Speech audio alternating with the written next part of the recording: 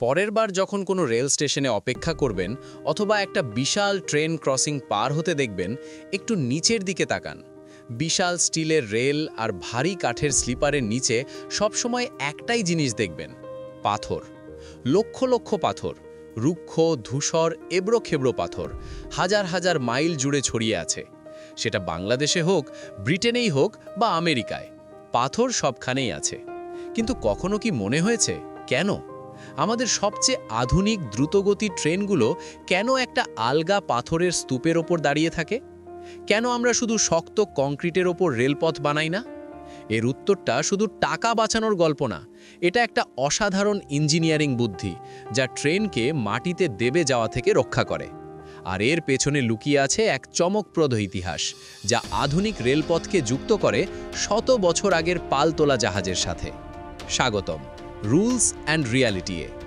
আজ আমরা উন্মোচন করব রেলওয়ের পাথরের রহস্য। পাথরের কথা বুঝতে হলে আগে সমস্যাটা বুঝতে হবে। একটা বোঝাই ট্রেন অবিশ্বাস্য রকম ভারী, কোটি কোটি পাউন্ড ওজনের স্টিল আর মালপত্র। এতটা ওজন সরাসরি মাটির ওপর রাখলে কি হবে? মাটি চুরমার হয়ে যাবে, রেলপথ বসে যাবে, বেঁকে যাবে, আর ট্রেন লাইনচ্যুত হবে। এখানেই আসে পাথর, যার প্রযুক্তিগত নাম ট্র্যাক ব্যালাস্ট। রেলপথটাকে একটা স্তরের কেক মনে করুন। সবার ওপরে স্টিলের রেল, তার নিচে আড়াআড়ি কাঠের বিম, যাকে বলা হয় স্লিপার বা টাই, আর স্লিপারের নিচে ব্যালাস্ট, মানে সেই পাথর। ব্যালাস্টের কাজ হলো কুশনের মতো কাজ করা, ট্রেনের বিশাল কেন্দ্রীভূত ওজনটাকে ছড়িয়ে দেওয়া, যাতে নিচের মাটি চাপে ভেঙে না পড়ে। আর এখানেই মজার বিষয়, রেলপথ আসলে মাটির সাথে আটকানো না। একটু ভালো করে দেখলে বুঝবেন, রেলগুলো পাথরের ওপর ভাসছে। মাটির গভীরে বোল্ট দিয়ে আটকানো নেই, শুধু ঘর্ষণ আর ব্যালাস্টের নিজের ভারের ওপর ভর করে জায়গায় থাকে। এই নমনীয়তার কারণেই দ্রুতগতির ট্রেনের কম্পন সহ্য করা যায়, না হলে রেলপথ চাপে ভেঙে যেত। এখন প্রশ্ন হলো, শুধু পাথর হলেই কি চলতো না? এই বিশেষ পাথর কেন? ব্যালাস্টের একটা টুকরো হাতে নিলেই বুঝবেন হাত কেটে যাবে। এই পাথরগুলো ধারালো, এবড়োখেবড়ো, দেখতেও কুৎসিত।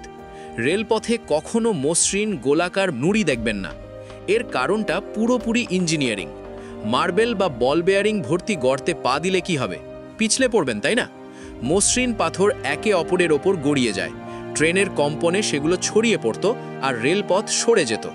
তাই ইঞ্জিনিয়াররা ব্যবহার করেন ভাঙা পাথর, সাধারণত গ্রানাইট বা কোয়ার্টজাইট, যেগুলো ভেঙে ধারালো কোণওয়ালা আকৃতি দেওয়া হয়। এই ধারালো পাথরগুলো পাশাপাশি থাকলে গড়ায় না, একে অপরের সাথে আটকে যায়, একটা শক্ত নড়াচড়াহীন ভর তৈরি করে, তবু একটু নমনীয় থাকে। এগুলো রেলপথকে পাশে সরে যাওয়া থেকে আটকায়। এমনকি যখন হাই স্পিড ট্রেন বাঁক নেয় তখনও।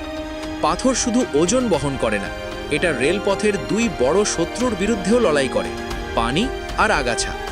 কংক্রিটের ওপর বা খোলা মাটির ওপর রেলপথ বানালে ভারী বৃষ্টিতে বড় সমস্যা হতো। মাটি কাদায় পরিণত হয়ে ধুয়ে যেত, রেলপথ অসমর্থিত হয়ে পড়ত। কংক্রিটে পানি জমে স্টিলের রেল মরিচা ধরিয়ে দিত।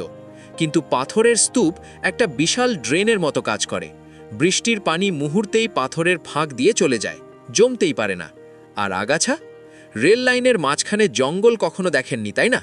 কারণ এই পুরু ধারালো পাথরের স্তরে গাছপালার শিকড় ধরতে পারে না। যদি গাছ জন্মাতে পারত, তাদের শিকড় মাটি ভেঙে সেই স্থিতিশীল ভিত্তি নষ্ট করে দিত। তাই পাথর একসাথে তিনটে কাজ করে: ওজন বহন, পানি নিষ্কাশন আর আগাছা দমন। শেষ করার আগে একটা চমকপ্রদ তথ্য, এই পাথরগুলোকে ব্যালাস্ট বলা হয় কেন? এই শব্দটা আসলে এসেছে সমুদ্র থেকে। শত বছর আগে যখন খালি কাঠের জাহাজ মালপত্র নিতে যেত, সেগুলো এতটাই হালকা থাকত যে ঢেউয়ে টালমাটাল হয়ে যেত। নিরাপদে চলার জন্য নাবিকরা জাহাজের খোলে ভারী পাথর ভরত। এই পাথরকেই বলা হতো ব্যালাস্ট। বন্দরে মালপত্র তোলার সময় এই পাথরগুলো তীরে ফেলে দেওয়া হতো। প্রথম দিকের রেলওয়ে ইঞ্জিনিয়াররা যখন সস্তায় ভারী উপকরণ খুঁজছিলেন, তারা বন্দরে ফেলে দেওয়া এই পাথরের স্তূপ দেখে বললেন, একদম পারফেক্ট। জাহাজের ব্যালাস্টই হয়ে গেল ট্রেনের ব্যালাস্ট, আর নামটা থেকে গেল। তাহলে পরের বার যখন সেই ধূসর এবড়োখেবড়ো পাথরগুলো দেখবেন, মনে রাখবেন এগুলো শুধু পাথর না, এগুলো একটা স্বয়ংক্রিয় নিষ্কাশন ব্যবস্থা, আগাছানাশক আর ওজন বহনকারী ইঞ্জিনিয়ারিং বিস্ময়, যা 200 বছর ধরে পৃথিবীকে চলমান রেখেছে। এটাই রুলস অ্যান্ড রিয়ালিটি। ভালো লাগলে লাইক করুন আর সাবস্ক্রাইব করুন এরকম আরও লুকানো গল্পের জন্য। দেখার জন্য ধন্যবাদ।